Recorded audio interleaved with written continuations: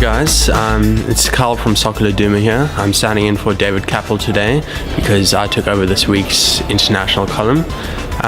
What I discussed in this week's column was how Louis van Gaal is comparing to his predecessor at Manchester United, David Moyes.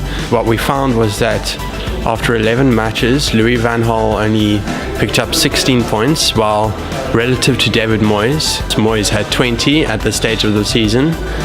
And we also discussed about the difficulty of the opponents that each played against.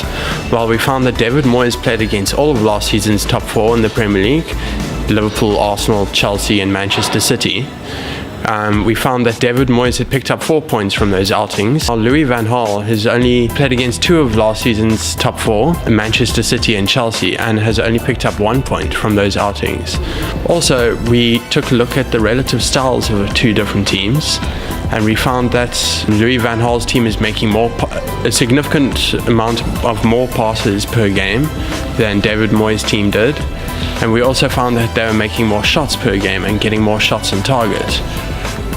And we also found that Van Gaal's team is conceding less shots per game, which is a little bit questionable considering that Van Gaal's facing a defensive crisis and doesn't have the quality and experienced defenders of the likes of Rio Ferdinand and Nemanja Vidic at his disposal, which David Moyes of course did.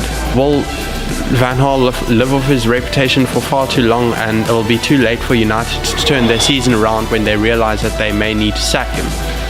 And that's pretty much what we discussed in this week's international column. I hope you enjoy it. Cheers.